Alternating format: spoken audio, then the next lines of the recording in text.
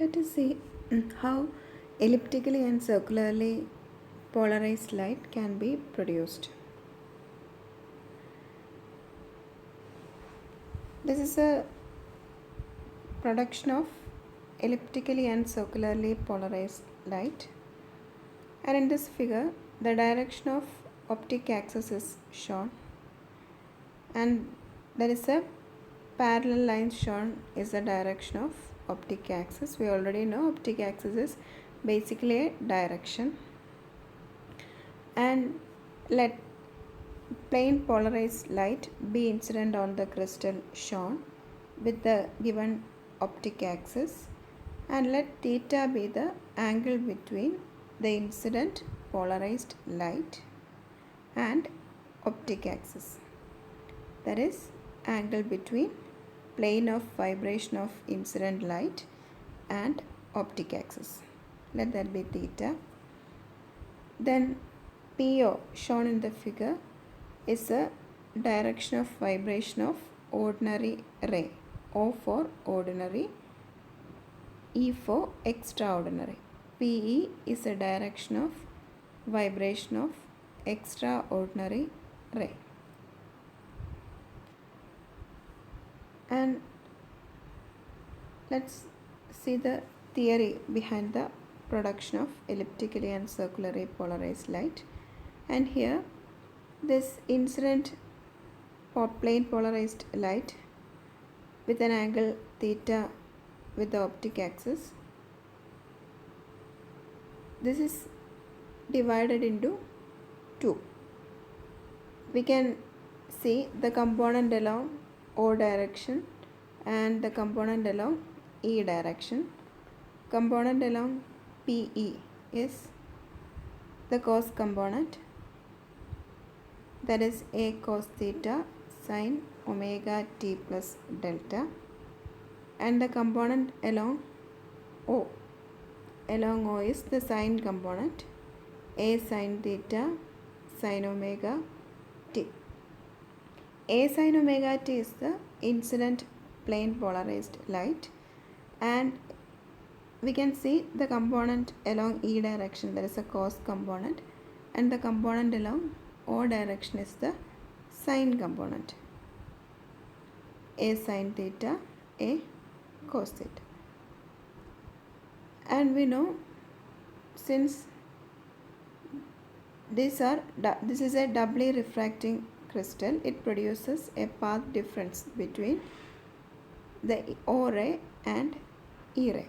That is a peculiarity of doubly refracting crystal, and therefore an additional path difference, an additional phase difference is shown in X, that is the displacement of E ray.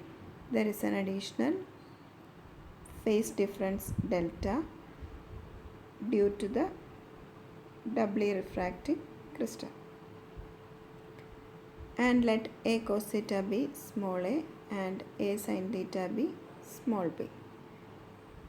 And converting those terms, we can write the displacement x, that is the displacement of E ray, A sin omega t plus delta, and y b sin omega t. That's equation 1 and equation 2. From equation 1 we can write x by a is sin omega t plus delta, and we know sin a plus b is sin a cos b plus cos a sin b. That is, expand sin omega t plus delta. Again from equation 2, y by b is sin omega t, and that is the equation.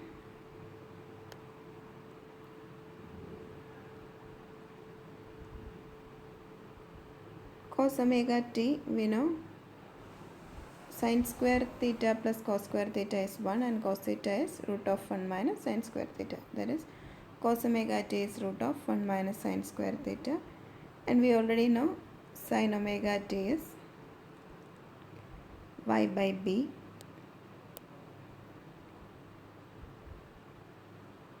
that is substituting sin omega t root of 1 minus y square by b square, because sin omega t is y by b.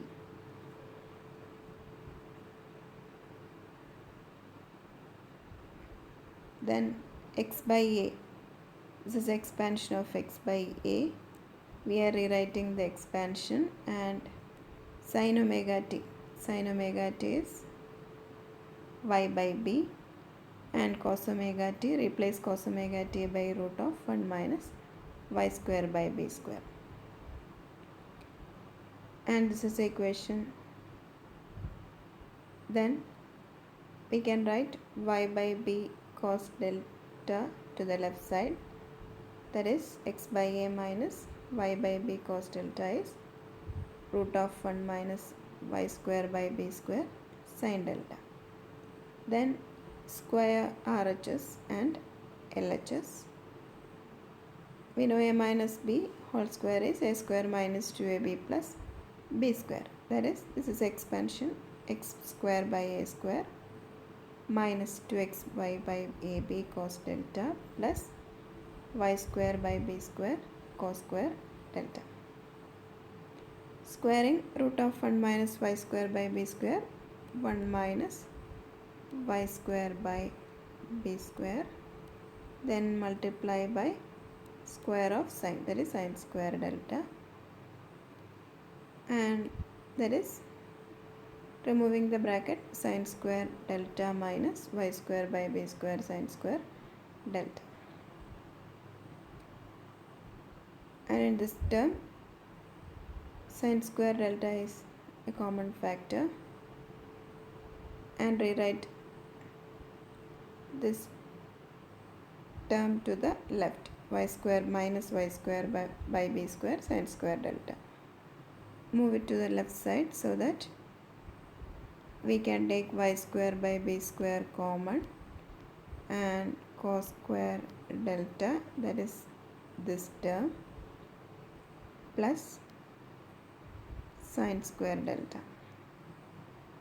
Cos square delta plus sin square delta is 1, that is we have plus y square by b square into 1, that is plus y square by b square, and writing rest of the term, x square by a square minus this term 2xy by ab cos delta, and this is a general equation for an ellipse.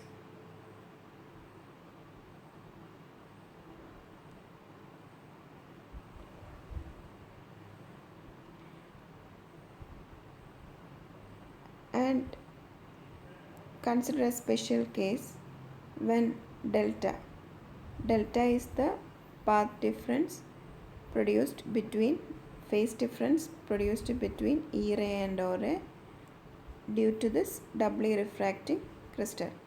In other words, the doubly refracting crystal produces delta phase shift between E ray and O ray.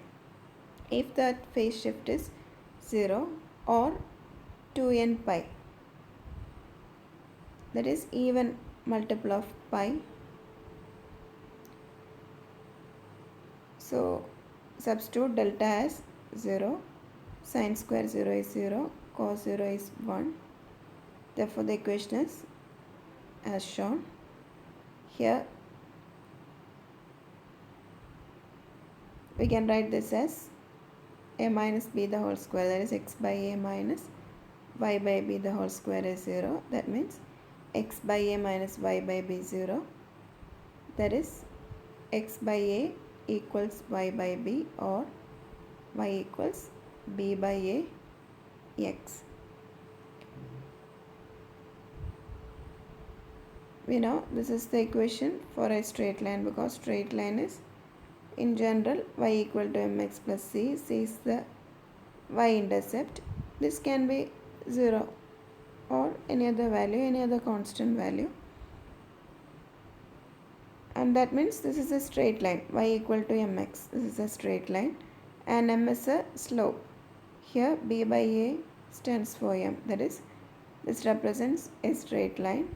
If we plot y versus x, this will be a straight line with b by a as slope,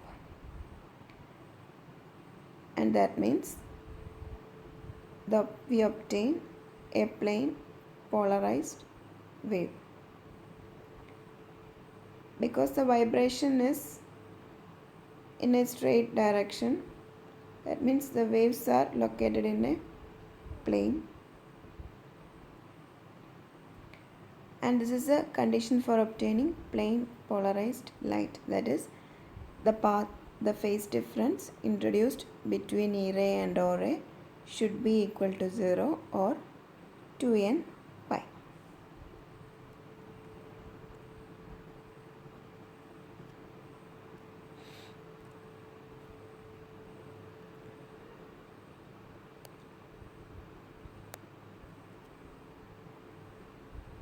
And consider the second special case when this phase difference is pi by 2 or 2n plus 1 pi by 2. That is odd multiple of pi by 2 when a not equal to b and theta not equal to 45 degrees Celsius. Here substitute delta as pi by 2, then sin 90 is 1, cos 90 is 0. That is, this equation reduces to x square by a square plus y square by b square minus 0 equals 1. That is, x square by a square plus y square by b square equals 1. This is an equation for ellipse. That is, the emergent beam is elliptically polarized with its plane normal to the direction of propagation. That is, from this equation, if we plot y versus x, we get an ellipse. That means the emergent ray is elliptically polarized. If the relation is a straight line, the emergent ray is plane polarized. If the relation is ellipse, relation between y and x is ellipse, the emergent ray is elliptically polarized. Again, consider another special case, that is when phase difference is same as before, pi by 2, and there are two additional conditions, when a equals b and theta equals 45 degree. Theta means the angle between plane of vibration of incident light and the optic axis. That is, if the incident light is having a plane of vibration, if the plane of vibration of incident light is at an angle 45 degree with respect to the optic axis of the crystal, optic axis of the doubly refracting crystal, substitute their additional condition, that is x square by a square plus y square by b equals a, that is y square by a square is 1. That means x square plus y square is a square. And we know this is an equation for circle. That is, if y versus x is a circle, the emergent light is circularly polarized.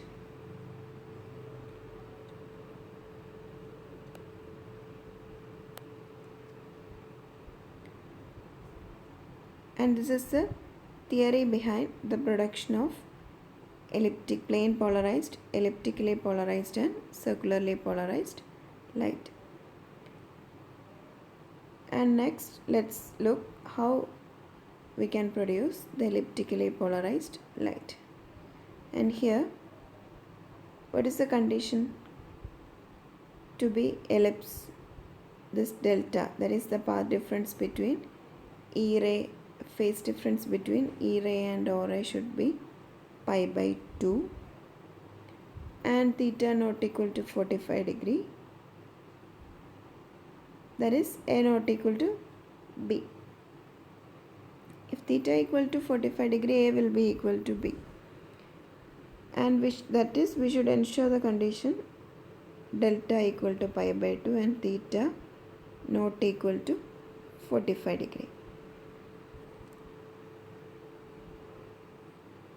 And this is the production of circularly polarized or elliptically polarized light. This is the first Nicol prism, and we know plain polarized light can be produced with the help of Nicol prism. That is, the first Nicol prism produces plain polarized light. Again we need delta equal to pi by 2, and we should use a quarter wave plate. And we know what's a quarter wave plate. Quarter wave plate is basically a doubly refracting crystal having a thickness such that the phase difference between E ray and O ray is pi by 2, or the path difference is lambda by 4. Path difference lambda by 4 means phase difference is pi by 2. That is, to introduce the phase difference pi by 2, that is to satisfy the condition delta equal to pi by 2, we need quarter wave plate. This is a quarter wave plate. And again this is used as an analyzer. With the help of this analyzer is also a Nicol prism. If we rotate the Nicol prism, if this is a elliptically polarized light, the emergent light will be having an intensity, minimum intensity, then it increases at some point, then it will be maximum, the intensity will be maximum. Again if we rotate the Nicol prism, it will be minimum, then intensity will be increasing, reaches a maximum value, again decreasing, like that. And if it is circularly polarized,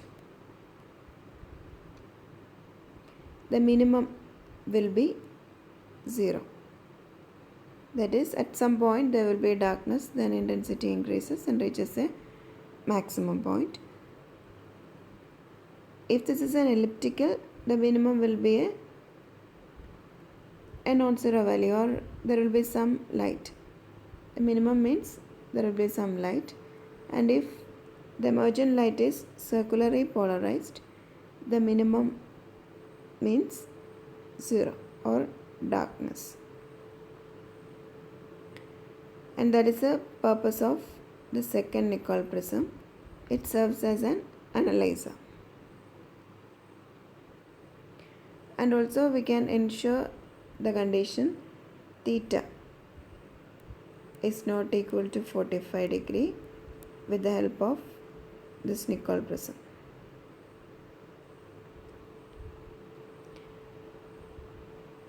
And again, if we want to produce circularly polarized light, this is a condition, delta equal to pi by 2, that is, we need a quarter wave plate, then theta should be equal to 45 degree, that is, the plane of vibration should make an angle, plane of vibration of the incident plane polarized light should make an angle 45 degree with the optic axis of the crystal. And we can ensure the second condition, that is theta equal to 45 degree with the help of this second Nicol prism.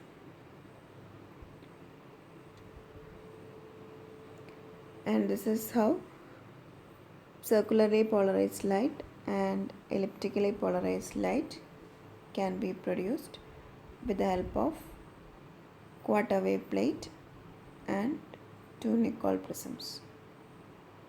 This is a theory,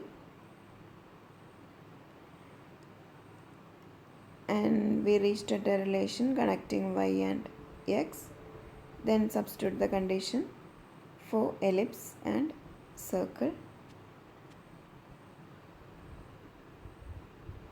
and this is the arrangement for producing circularly and elliptically polarized light.